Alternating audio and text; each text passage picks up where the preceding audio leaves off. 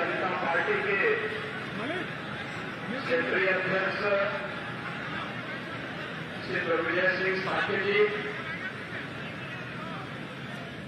प्रदेश सरकार में मेरे सहयोगी मंत्रीगण श्री जयवीर सिंह जी, डॉक्टर अरुण कुमार सक्सेना जी, पूर्व केंद्रीय मंत्री और लोकप्रिय सांसद श्री संतोष गंगवार जी, आंवला से लोकप्रिय सांसद श्री धर्मेंद्र कश्यप जी, विधान परिषद सदस्य श्री सलिल बिश्नोई जी, रजनीकांत माहेश्वरी जी,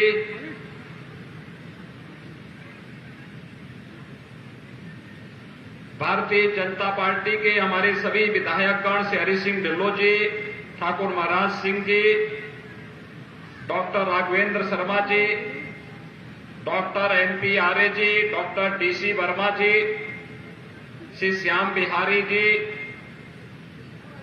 जिला पंचायत अध्यक्ष श्रीमती रश्मि पटेल जी, महानगर अध्यक्ष डॉक्टर KM अरोड़ा जी, जिलाध्यक्ष पवन शर्मा जी,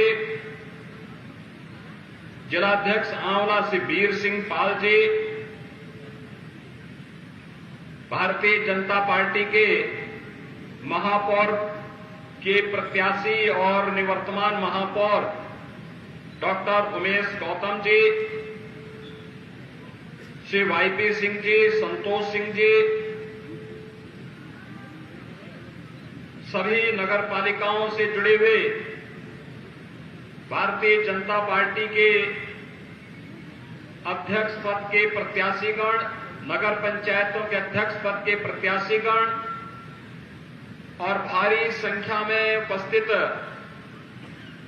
नाथ नगरी के रूप में विख्यात देवादिदेव महादेव के सभी अनुयायी भाइयों बहनों, नाथ नगरी जो देवादिदेव महादेव की एक पहचान है, इस नगरी को नमन करते हुए मैं आप सबका हृदय से अभिवादन करता हूं। भाइयों बहनों, 12 से 17 के बीच में प्रदेश के जो नगर थे जिनमें सर्वाधिक बार कर्फ्यू लगा था, उसमें आपके बरेली का भी नाम आता है। हर 6 महीने में एक बार यहां कर्फ्यू लगता था।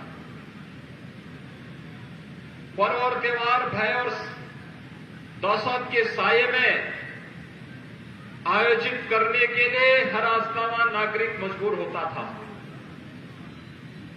दंगा और उपद्रव उत्तर प्रदेश की पहचान बन गए थे, लेकिन मुझे प्रसन्नता है पिछले 6 वर्ष में न केवल बरेली बल्कि पूरा उत्तर प्रदेश दंगा मुक्त भी हुआ है, उपद्रव मुक्त भी हुआ है, कर्फ्यू से मुक्त भी हुआ है और कांवड़ यात्रा के लिए आज उत्तर प्रदेश अपनी पहचान बनाता है।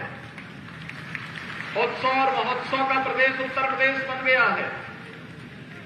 उत्तर प्रदेश के उत्सव, उत्तर प्रदेश के महोत्सव आज वैश्विक मानचित्र पर उत्तर प्रदेश को अपनी एक नई पहचान दिला रहे हैं। और इसीलिए नगर निकाय चुनाव में आप सबसे अपील करने के लिए मैं आया हूं कि जैसे देश बदल चुका है, वैश्विक मंच पर भारत को एक नई पहचान मिली है, दुनिया की धारणा उत्तर प्रदेश के बारे में बदली है। दुनिया के अंदर जहां कहीं भी कोई संकट दिखाई देता है, लोग बड़ी आशा भरी निगाहों के साथ भारत की ओर देखते हैं, प्रधानमंत्री मोदी जी की ओर देखते हैं। आज भारत वैश्विक लीडर के रूप में उभरा है। भैया बहनों, ये वही भारत है जो 9 वर्ष पहले अपनी पहचान के लिए मोहताज हो रहा था।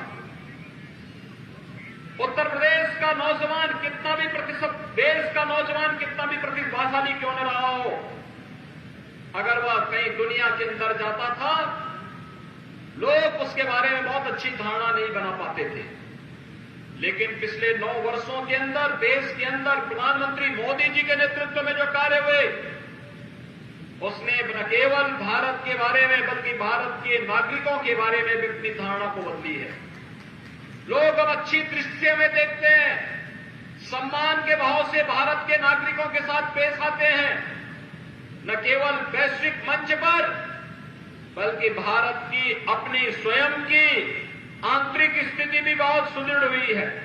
एक सुरक्षित भारत, एक सुशासित भारत, विकास की प्रक्रिया के साथ तेजी के साथ आगे बढ़ता हुआ भारत, दुनिया की सबसे बड़ी अर्थव्यवस्था के रूप में उभरता हुआ भारत आज इंफ्रास्ट्रक्चर के लिए नए मानक प्रस्तुत कर रहा है।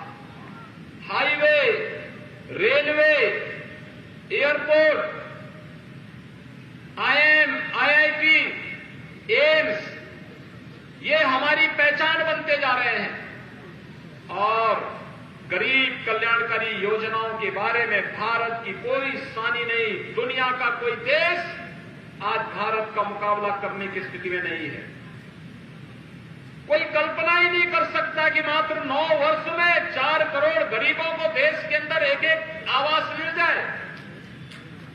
कोई कल्पना ही नहीं कर सकता है कि मात्र 4 वर्ष में देश के 9 वर्ष में देश के अंदर 8 करोड़ गरीबों को फ्री में उज्ज्वला योजना के कनेक्शन मिल जाए, 12 करोड़ गरीबों को फ्री में टॉयलेट की सुविधा उपलब्ध हो जाए, 15 करोड़ युवाओं के लिए स्किल डेवलपमेंट के साथ साथ स्टार्टअप, स्टैंड अप और डिजिटल इंडिया के माध्यम से उनके आर्थिक स्वावलंबन का मार्ग प्रशस्त हो जाए।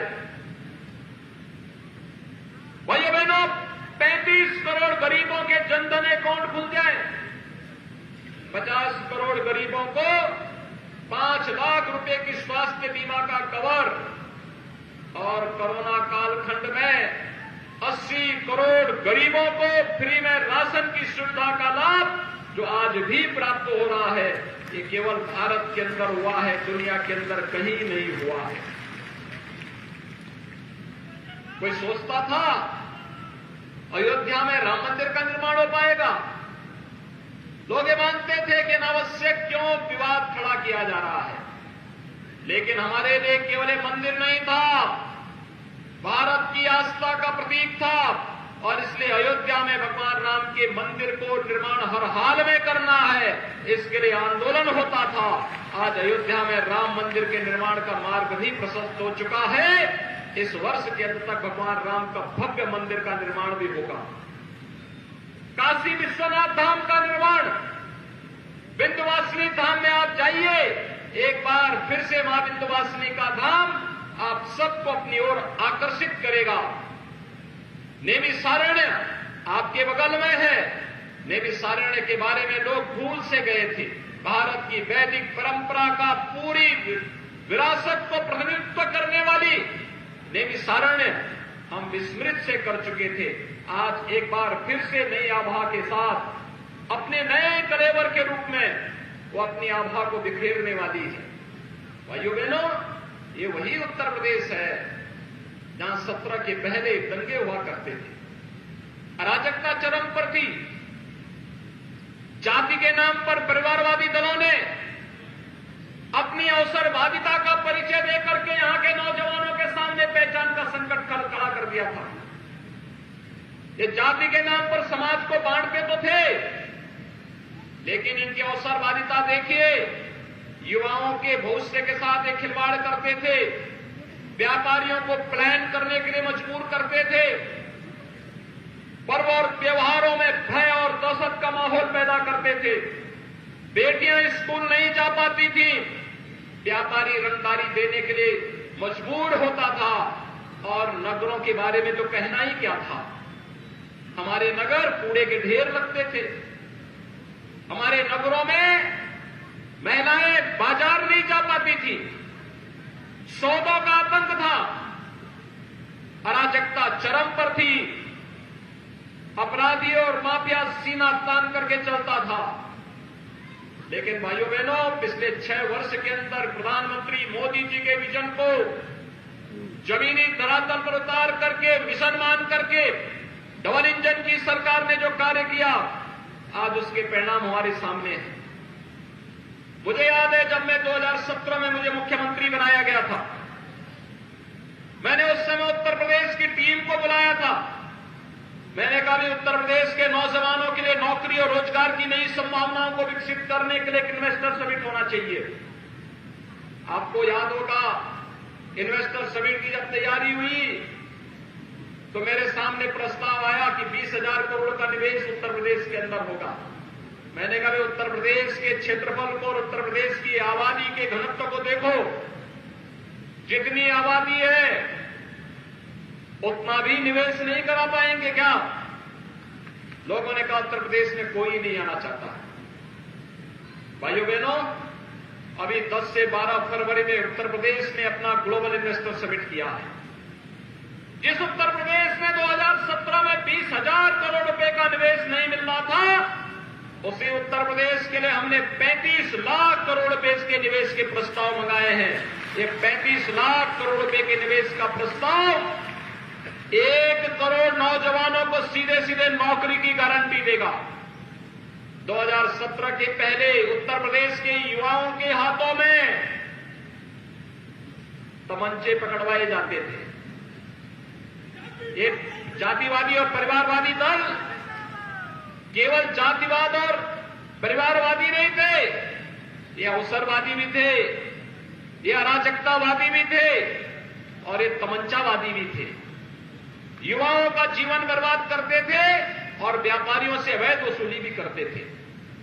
भाइयों बहनों, 2017 के बाद अपराधी सीना तान करके नहीं चल सकता, गले में तख्ती लटका करके चलने के लिए जान की भीख मांगता हुआ फिरता है। हमारे व्यापारियों को आज प्रदेश के अंदर हमने 10 लाख रुपए का सुरक्षा कवर भी दिया है और पटरी व्यवसायियों को पीएम स्वनिधि योजना के साथ जोड़ने का भी कार्य किया गया है। अभी यहाँ के निवर्तमान महापौर आपके सामने बोल रहे थे, बरेली आज स्मार्ट सिटी है, स्मार्ट सिटी के रूप में अपनी एक पहचान बना रहा है। भाइयों बहनों, आज यहाँ की सड़कें स्मार्ट दिखती हैं, आज बरेली नगर स्मार्ट दिखता है, आज बरेली एक सेफ सिटी के रूप में तेजी के साथ आगे बढ़ा है। आज बरेली के अंदर व्यापारी रंगदारी नहीं देता है, आज बरेली के अंदर व्यापारी को सुरक्षा कवर भी मिला है और साथ साथ पीएम स्वनिधि योजना का लाभ भी मिला है। और इसलिए भाइयों बहनों, आज मैं आपके पास आया हूं आपसे कहने के लिए, युवा, जिस युवा के बल पर, जिसकी प्रतिभा के बल पर उत्तर प्रदेश देश की अग्रणी राज्यों की श्रेणी में खड़ा होगा, उस उत्तर प्रदेश के युवा के लिए 2 करोड़ युवा के लिए टैबलेट देने के एक बड़े कार्यक्रम को लेकर के राज्य सरकार आई है। आज उत्तर प्रदेश के अंदर 20 लाख युवाओं को अब तक हम टैबलेट उपलब्ध करा चुके हैं और बाकी युवाओं के लिए लगातार टैबलेट की सुविधा का लाभ उन्हें उपलब्ध करवाने के कार्यक्रम को हम आगे बढ़ा रहे हैं। और इसीलिए आज मैं आपके पास आया हूं बरेली में।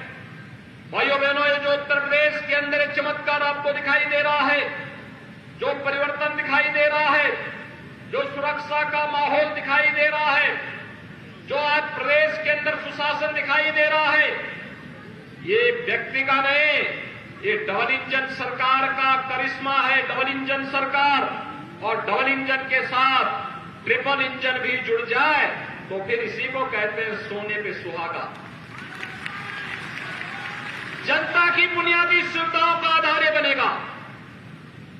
डबल इंजन सरकार जो पैसा भेजेगी, उस पैसे का सही इस्तेमाल हो सके, उस पैसे को जनता की बुनियादी सुविधाओं के लिए उपलब्ध कराया जा सके। जिनके पास सिर ढकने के लिए आवास नहीं, उनको प्रधानमंत्री आवास योजना की सुविधा का लाभ दिया जा सके। जिन पटरी व्यवसायियों के पास अपना धंधा करने के लिए पैसा नहीं, उन्हें ब्याज मुक्त ऋण बैंक से देकर के डिजिटल पेमेंट के साथ जोड़ देंगे, उनके जीवन में क्रांति आ जाएगी। किसी व्यापारी के साथ कोई दुर्घटना घटित हो, उसे 10 लाख रुपए का बीमा कवर मिल जाए, बेटियां स्कूल जा सके, सेफ सिटी के रूप में हमारा शहर पहचान बनाए, इसके लिए लगातार कार्य आईटीएमएस को मजबूत करते हुए कार्य हो रहा है। 1 डिस्ट्रिक्ट 1 मेडिकल कॉलेज की तरफ उत्तर प्रदेश जा रहा है।